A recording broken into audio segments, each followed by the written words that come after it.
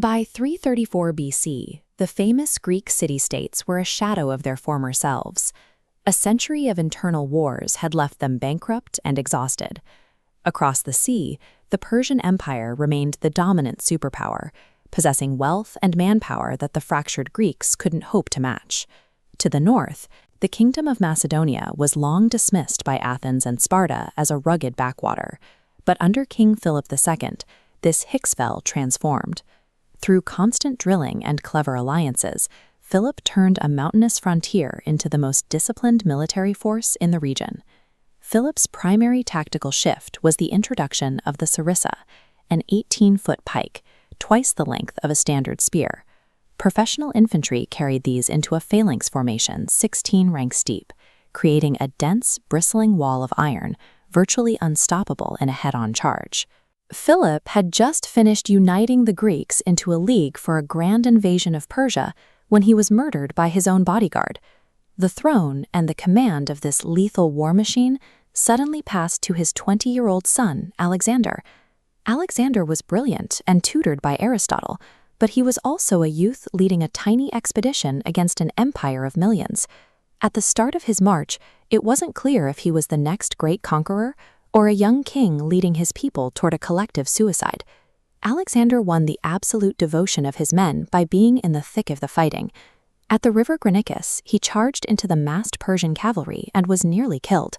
His helmet was shattered by a sword blow, and he only survived because his friend, Cletus the Black, cut off the attacker's arm mid-swing. He repeated this reckless bravery at the pass of Issus. Despite being outnumbered 2-1, Alexander spotted the Persian king Darius in the center of the line and personally led a headlong cavalry charge straight at the royal chariot. The sheer speed of the assault terrified Darius into fleeing the battlefield before the fight was even decided. This momentum carried him into Egypt, where he was welcomed not as a conqueror, but as a liberator from Persian rule. The priests at Memphis crowned him pharaoh, handing him the keys to the entire province and its royal treasury without a single battle. Following a pilgrimage to a desert oracle, Alexander's identity began to shift. This silver coin shows him adorned with the horns of a god, Amun. He began to believe the Egyptian prophecies, claiming he was the son of a deity, destined for absolute rule. These early, stunning victories created a feedback loop.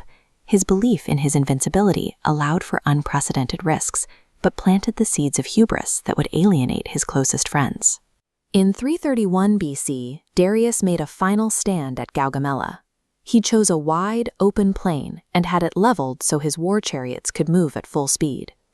He brought together contingents from across his entire empire, outnumbering Alexander's force by at least 2-1. Alexander responded with a bizarre maneuver. He began marching his right wing outward, away from the leveled ground. The Persians, worried about being outflanked, mirrored his movement, opening a gap.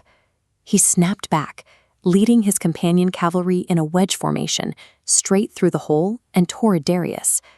The suddenness of the plunge shattered the Persian center. This famous mosaic highlights the terror of Darius as he once again abandoned his army. With the king in flight, the Persian resistance collapsed. Alexander entered Babylon as the new king of kings. He had achieved the impossible. The Persian Empire was his. But where a traditional strategist might have stopped to consolidate power, Alexander's ambition only grew. He refused to let the campaign end with Persia. He pushed his army east, into the jagged peaks of the Hindu Kush. The glorious battles of the past disappeared, replaced by a grueling guerrilla war against mountain tribes. For the soldiers, it became a miserable, never-ending slog. Alexander's personality began to warp. He started wearing Persian robes and demanded his Macedonian officers perform proskynesis, the ritual of bowing to him as a god.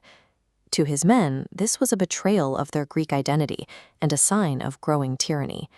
Paranoia took hold. Alexander executed several of his most trusted commanders over rumors of plots. During a drunken argument in Samarkand, he personally murdered Cletus the Black, the man who saved his life, simply for questioning his growing arrogance. In India, the cost of his ambition became physical.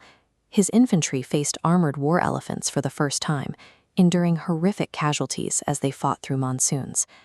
They had marched for 8 years and thousands of miles. dying for a goal they no longer understood. At the Bios River, the breaking point finally arrived. Thousands of miles from home and facing rumors of even larger Indian armies, the Macedonian soldiers simply sat down. They refused to march another step, effectively ending the greatest military expansion in history through a mass mutiny. The absolute self-belief that allowed Alexander to conquer Persia was the same trait that broke his army. He could defeat any enemy on a map, but he couldn't conquer the exhaustion and resentment of his own men. Alexander died of a sudden fever in Babylon at age 32, shortly after his reluctant return. His body hadn't even cooled before the empire he'd spent a decade building began to disintegrate. He had left no succession plan and no clear heir. His generals, who had spent years fighting for him, immediately began fighting each other to carve out their own independent kingdoms from the wreckage. This scramble for power was brutal.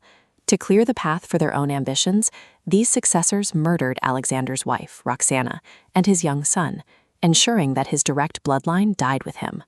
Alexander failed as a state builder, but his relentless march forced a fusion of cultures that survived his death. By scattering Greek language, architecture, and science across Asia, he created a hybrid civilization that would dominate the Mediterranean and Near East until the rise of Rome.